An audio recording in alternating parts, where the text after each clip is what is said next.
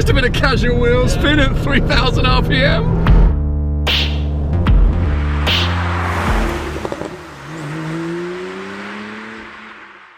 Right now I'm standing in a corner. I see you from across the room. It's kinda crowded here, but I know you see me too. Everybody's singing oh, everybody's singing oh.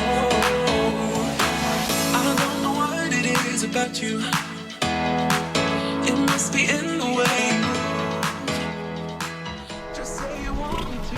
We got nothing to lose. You're looking so old. You're looking so old. Now I'm moving closer to you, and it's getting dark in this room. Tell me what you wanna do. Oh, bloody right-hand drive cars in left-hand drive countries, compiled with the problem of super narrow car parks. Not ideal. Anyway, hello one and all, and welcome to Seen Through Glass. Welcome to a sort of a bit of a unpredictable video. I really don't know how this is going to play out, but we're going to give it a go. Let me bring you up to speed. You joined me in Marbella, Spain. I arrived here a couple of days ago after spending a week in Portugal, a country which I have to say I really enjoyed. It's absolutely beautiful. The people are super friendly, amazing car scene. And I think I made some awesome videos. I was really, really pleased with the work that I did then. I do feel like I did a ton of work, but classic YouTube, for whatever reason, the videos just didn't really get any views, which is super disheartening when you put a ton of work in, but it's just part of living life on the internet. You can never predict these things.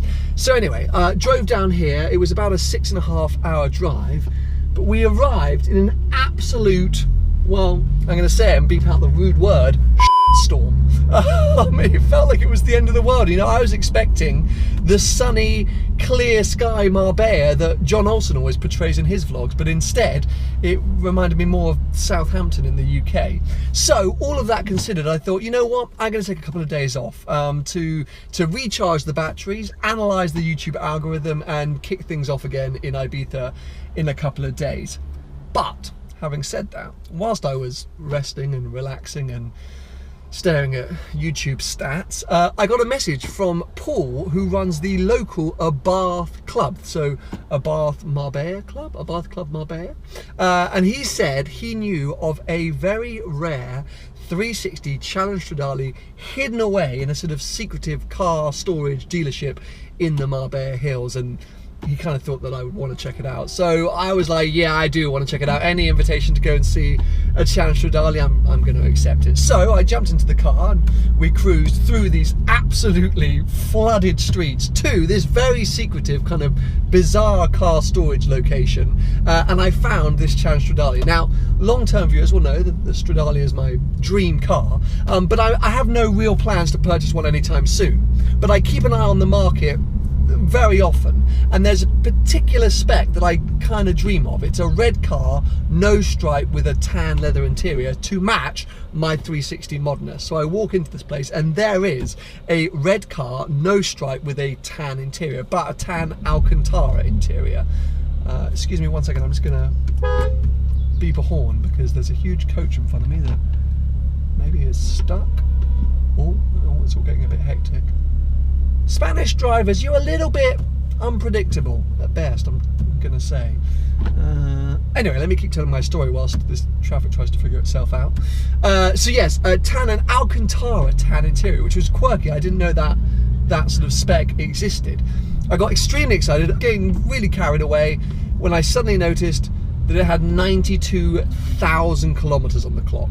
I actually noticed beforehand that it was a little bit battered. The front end was, you know, lots of stone chips, all the lights were a bit scarred, and 92,000 kilometers on the clock. That's too many. Apparently the car was used as a daily commuter between here and Malaga, which is amazing, and what a legend for doing so. But in terms of a car to purchase, that's a bit battered, isn't it? And also I think it was overpriced for the market. I do watch Challenge Stradale prices like a hawk, and it was up, I think, at like 150,000 euros, which, yeah, it's too much, unfortunately. So immediately my heart sank, but as I said, I don't really have any plans to buy a Stradale right now, but I do get tempted every now and again. So left that place and spent the rest of the day sort of, you know, chilling inside, trying to stay dry.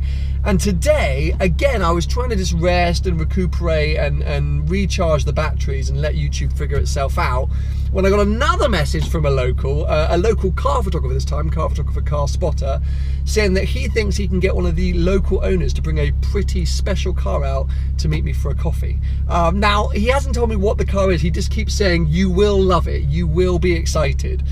And so it's a bit of a leap of faith to do this, but I'm now on my way to this coffee shop, I believe, or health juice shop, which would be right up my street, to hang around and wait for some car to appear. I don't know what it's going to be. This could be a mega flop, or it could be really exciting. But I do like to try and make as many videos as possible, and whilst I probably needed a couple of days off, it's drive the world, and it wouldn't be right to come all the way here to Marbella, and even with a bit of rain, not show you anything. So yes, off we go to find a local photographer, his mate, and hopefully a really epic car.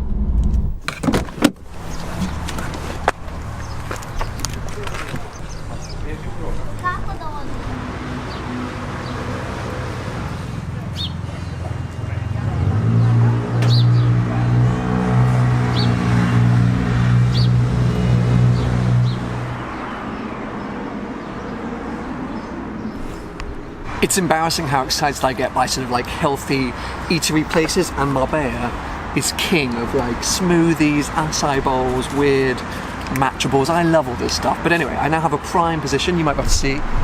There's the Turbo S right here, the main road down there. So whatever car is about to arrive should hopefully pull in here, unless I got the place completely wrong. There's a very fancy hotel over there, which may be where the car's headed, but I'm hoping it's going to pull up right here.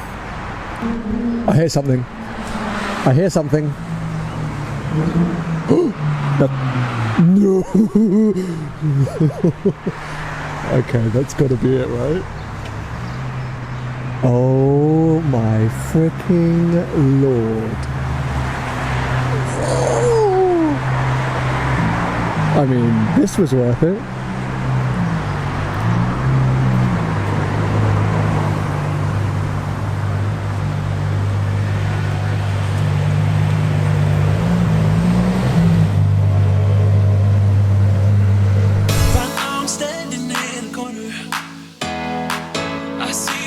Across the room, it's kind of crowded here, but I know you see me too. Everybody's singing oh, everybody's singing oh.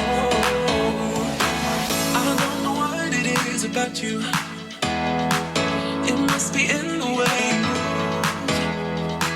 Just say you want me to, we got nothing to lose. You're looking so okay.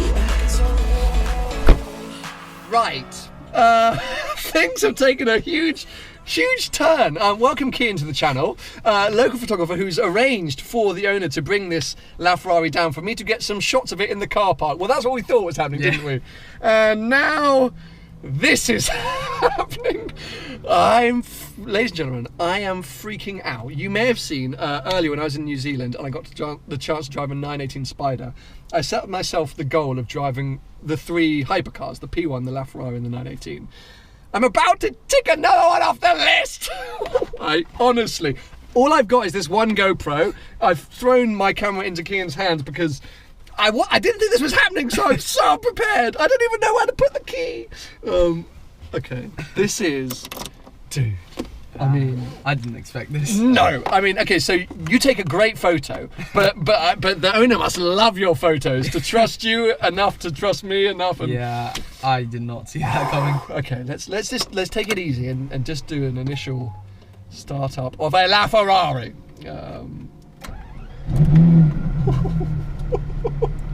Oh my god! Yeah, lift up. We're going to be taking things very, very easy. I'm actually going to go into wet. I'm that much of a pussy. I'm going into wet to start things off.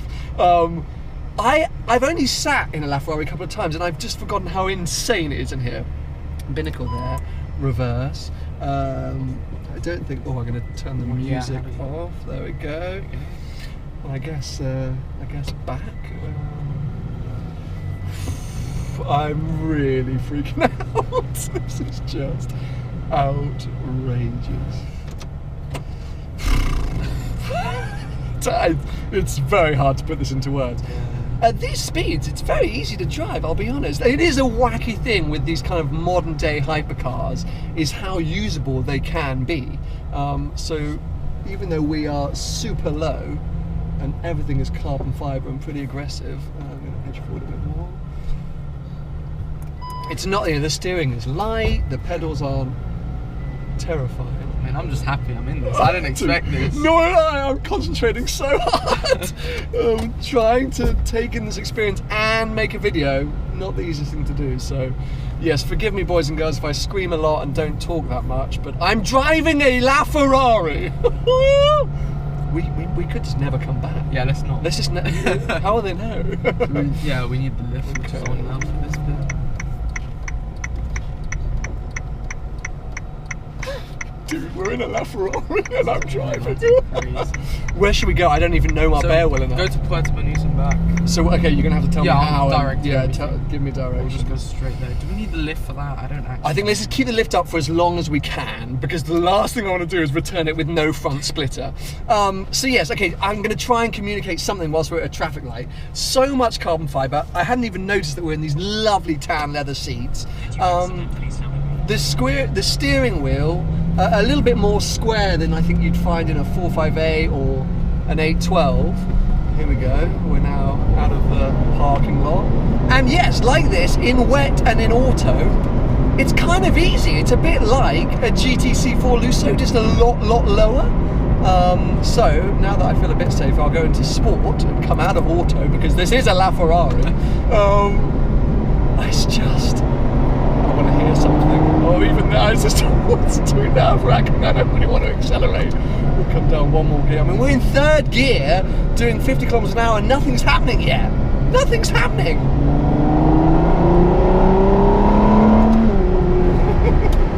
Again, that was 4,000 RPM. Oh yes, thank you. Please film anything you think is of any interest.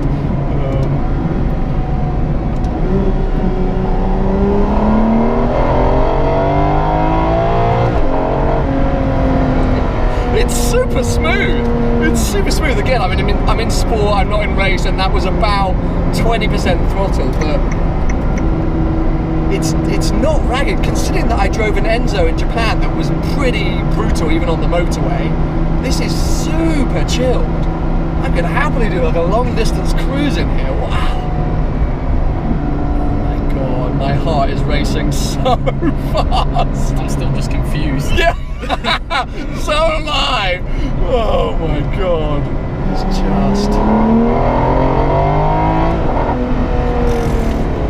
And the brakes are good. They need to be. I mean, the brakes are. I have to say, because the throttle pedal feels like a sort of pretty standard throttle pedal of any supercar, but the brakes are pretty ready and raring to go. The pedal's kind of heavy and a bit stiff, so it gives you confidence to really slam on them when you need them. Crazy. What is happening?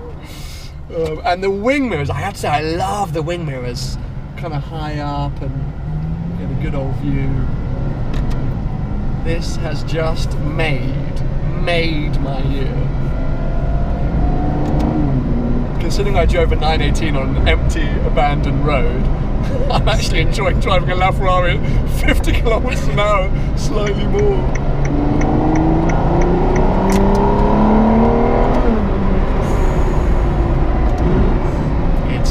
It's ready to fly, isn't it? It's unreal. But the gears are so smooth. Yeah. It's just butter. You hardly notice the changes. It doesn't feel that big as well in terms of width. I thought it was going to feel wider. It's because the cabin's quite small. Yeah. In a little sort of carbon tub, you just kind of get shrunk around you. Sorry guys that I don't have more angles to show you. Actually, I tell you what I might do. If there's somewhere convenient to pull over, maybe I'll move that GoPro over my shoulder for the journey back, because I know people might want to see what I'm seeing, but I just didn't think this was happening, so I bought one GoPro. Oh god. I need to get photos as well. I need to get photos to prove that this has happened to myself. Just go straight. Go straight and down the tunnel. Did you say tunnel? Did you say tunnel? Underpass. How do we do the window? Yeah, just a little crack. It's going to be needed if there's an underpass. It's a very short underpass, but who cares? Oh, there's a valve that's just opened.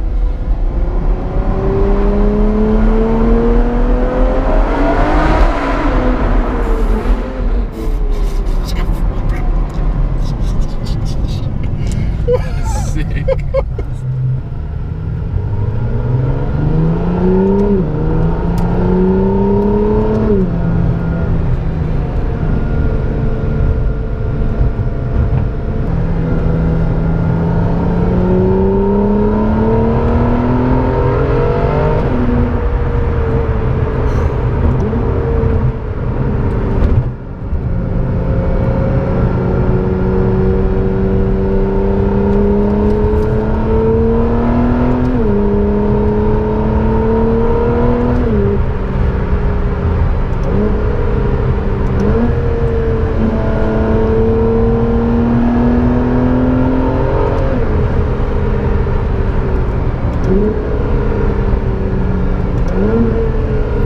Just mental.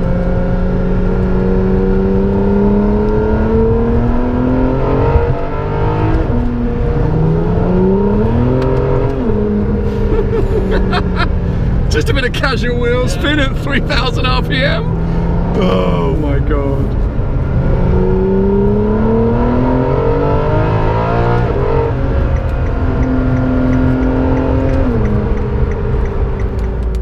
I just drove a LaFerrari, I just drove a LaFerrari. Oh my god, okay, hold on a sec. Let me get out of this car park. I wish I would be clever enough to have staged that. I wish that was a true YouTube, like, oh, I don't know what car's coming, I'm just gonna go and get some shots of it. But that is genuinely how that just played out. Kian sent me a message saying, I know this owner, he'll bring his car, you can get some photos, super casual. And we're sitting there, I'm having my banana smoothie, and the guy goes, I tell you what, go for a little drive around the block. With my LaFerrari. That's what he said. And that's what's happened. They were the nicest people ever. I'm going to put a link to Kian's Instagram page below, because he does take some really great photos, and he's one of very few spotters here in Marbella, but he travels all around the world, and it's just worth checking him out. The owner wants to remain discreet, doesn't have an Instagram page, of course, because of that. So nothing I can tell you about him or where to follow him, but it doesn't matter because he let me drive his car, so he's an absolute hero and a legend, and just Well, I hope you enjoyed today's video. Totally, what a surprise. Give it a thumbs up if you have. And make sure to subscribe for plenty more videos to come. Wow, 2 out of the 3 hypercars down! Ah! This is the car that I want to focus on, a Cian Stradale, but this is not just any Cian Stradale, this is very nearly my dream spec. We have got red, no stripe, but most importantly, a tan interior. Long-term viewers will know that in the UK, I own a manual 360 Modena, which